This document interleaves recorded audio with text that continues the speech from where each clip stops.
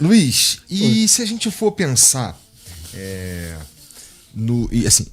a forma como a Bíblia se torna a Bíblia moderna, como a gente conhece. Quando a gente fala de Bíblia, é o conjunto de livros que foram escolhidos para estar ali, né?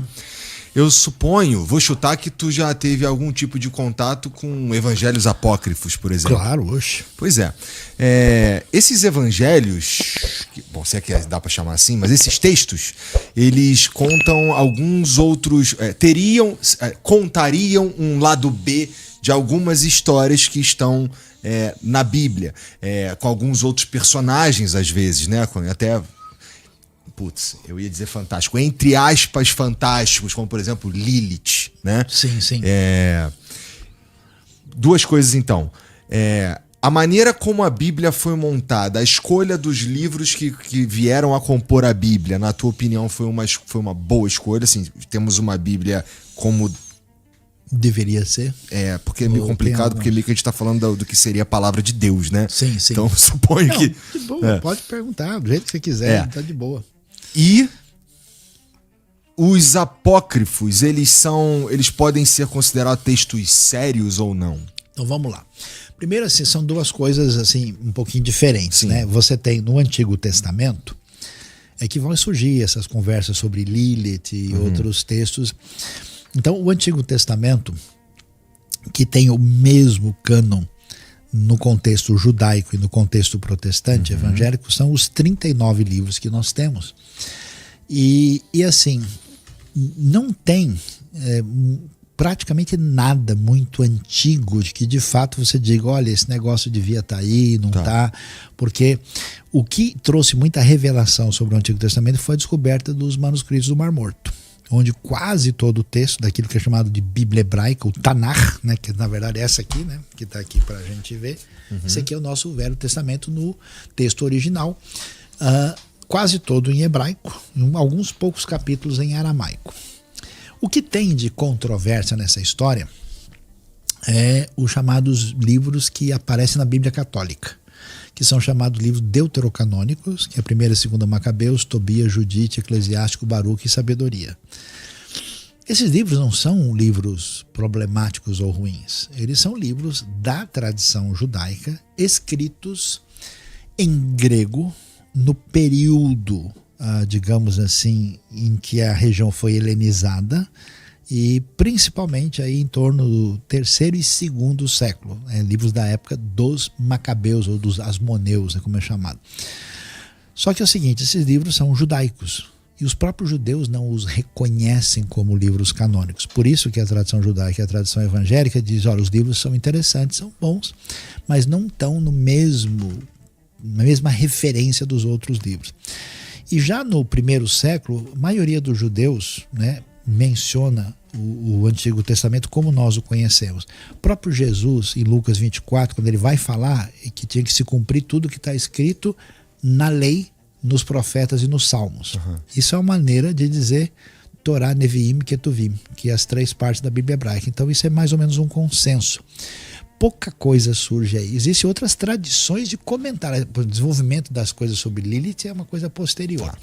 No Novo Testamento, aí a gente tem uma questão que chama a atenção. Por quê? Tem o Evangelho de Tomé, tem as histórias lá de Maria Madalena, tem não sei mais o quê. Qual é a questão? O Novo Testamento é elaborado, né, numa época muito próxima dos acontecimentos. Então, tudo que acontece com Jesus ali vai até o ano 30.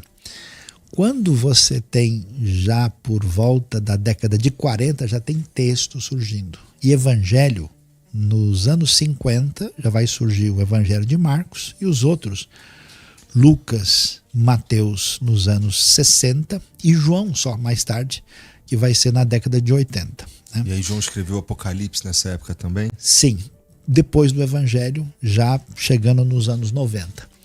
E aí o que acontece nesse cenário do que a gente vai encontrar aí? Esses documentos, existem mais de 5.500 manuscritos do Novo Testamento. Alguns, inclusive, você tem um papiro que foi encontrado no Egito, e ele é o papiro Rylands, como é chamado, e que está hoje em Manchester, na Inglaterra. Ele é do ano 130, um pedaço de João 18. É muito próximo do texto original. E como você tem muitos manuscritos, os estudiosos aí não rola a questão de religião. É uma questão técnica de crítica textual. Tá. O principal material técnico é editado por 2 especialistas de uma comissão maior, que é chamado o Novo Testamento Nestle Aland, Eberhard Nestle e Kurt Aland, publicado pela Deutsche Bibelgesellschaft, Sociedade Bíblica Alemã, numa sintonia com a Sociedade Bíblica, Sociedades Bíblicas Unidas. O que o pessoal faz? Faz um trabalho de comparação com todos os textos, trazem o que a gente chama de uma recensão, aquilo mais próximo possível do texto original, com uma série de notas dizendo, olha, esses manuscritos, assim. Todos esses materiais apócrifos são muito posteriores. É coisa que só surgiu no 2º século, no 3º século. E, por exemplo, boa parte desse material que entra na mídia popular, ele é um material produzido por gnósticos, que já é uma galera que já tem uma ideologia, já tem um próprio pensamento e escreve aquilo que escreve já em função de um outro contexto, de uma outra época. Então não dá para... A gente tem algumas coisas que a gente podia discutir. Por exemplo, a Epístola de Clemente de Roma, que aparece no finalzinho do 1º século e começo do 2º século. Perto de Apocalipse. É perto de Apocalipse. Tá. Isso sim, isso não. Por exemplo, alguns livros na Bíblia eles foram questionados. Inclusive, tecnicamente, eles chamam de antilegômena, que eram os livros questionados. Por exemplo, o livro de Esther no Antigo Testamento é um livro muito doido, porque não fala o nome de Deus. E a história de uma órfã judia que mora no Império Assírio e casa com um rei divorciado que mandou a mulher embora e faz parte de um negócio desse. E aí o pessoal ficou meio assustado. Os rabinos ficaram de barba em pé lá com esse negócio. O livro Cântico dos Cânticos, que é um poema amoroso, inclusive, meio forte em muitos textos. O cara, isso aqui não está muito religioso, não. Tá bom, entendi. Entendeu? Mas, no correr dos anos, houve um consenso na comunidade da fé e os livros foram aceitos. No Novo Testamento também aconteceram isso, com o 2º Pedro, com Judas, algumas questões sobre isso, mas logo no início, sabe como é que a coisa se encaminhou? Porque no 2º século teve um sujeito meio doido chamado Marcion, e ele começou a dizer o seguinte, tudo que tiver no texto do Novo Testamento aí, que for judaico, tem que tirar fora. O cara é meio antissemita assim. E aí o pessoal falou, não, calma aí, a gente está usando, isso aqui tem origem apostólica, e isso gerou uma controvérsia onde o pessoal foi reafirmando os textos. De modo que quando você chega no 3º século, existe um consenso que vai se fechar completamente no 4º século, especialmente num encontro que aconteceu em Cartago, e a partir daí, nunca mais os 27 livros foram questionados. Agora, claro, hoje em dia, né, para dar ibope, porque o pessoal não tem conhecimento técnico, alguém diz, olha, tem um outro evangelho que, né, esse material apócrifo, pseudepigráfico, ele tem coisa dizendo que Jesus, quando era criança, fazia passarinho de barro e jogava água, ele saía voando. Tem umas coisas muito mirabolantes assim. Que... Mas é que também a vida de Jesus, ela, além de... Bom, o que está descrito na Bíblia é muito fantástico, incrível, assim, recheada de milagres e de acontecimentos divinos mesmo, mas também tem uma lacuna muito grande ali de tempo na vida de Jesus, que eu suponho que que as pessoas especulam. Com certeza. E isso faz sentido especular. Só que que acontece? Jesus aparece, né, descrito na ocasião do nascimento, que é bem celebrado. Depois, quando ele tem 12 anos de idade, na verdade ele está fazendo tipo o bar mitzvah dele no Templo de Jerusalém, está lá respondendo perguntas, né, porque ele é um menino judeu da sua época. E depois no início do seu ministério. Existe um certo buraco aí dos 12 aos 30 anos. Aí o pessoal então começa a viajar. Não sei se você sabe, tem um suposto túmulo de Jesus na Índia e tem um no Japão. É mesmo? É. Eu já tinha escutado que Jesus teria ido para a Índia. Então, mas olha lá, como é que a gente lida com uma questão como essa? Quando você lê um texto como o texto de Marcos capítulo 6, e o texto está falando, escuta, não é esse o Jesus, filho do carpinteiro, e não estamos aqui, porque quando Jesus começa a falar, a pergunta é, quem é esse cara para ele estar falando assim? Porque na época, para você, por exemplo, você só pode ser rabino depois dos 30 anos, porque você tem pelo menos uma experiência para começar a abrir a boca. Uhum. Segundo, o pessoal quer saber, peraí, de onde é o seu diploma?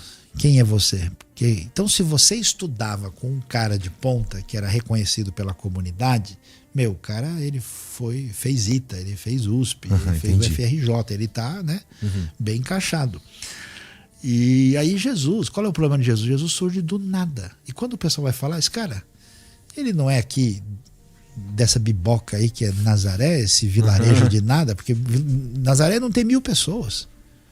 E não estão aqui os seus irmãos, suas irmãs. Então, quando você vê essa descrição, você vê que Jesus é conhecido e que as pessoas falam sobre ele, a família dele, a história dele. Então você fala, peraí, não é bem assim que ele estava passeando em outro lugar, porque ele é descrito dessa maneira. A segunda coisa é que se Jesus foi para o Egito, como alguns pensam, ou ele foi para a Índia, era natural de encontrar nos seus ensinos alguma coisa pertinente a isso, do ponto de vista linguístico, e você não tem nada sobre isso. Nada que chegue perto da filosofia e cultura da época desses outros... De jeito, nem de Egito, nem de Grécia, nem nada disso. E quando Jesus fala, qual é a conversa dele? Conforme profetizou Isaías, a meu respeito, o que foi dito na lei. Vocês acham que eu vim destruir a lei?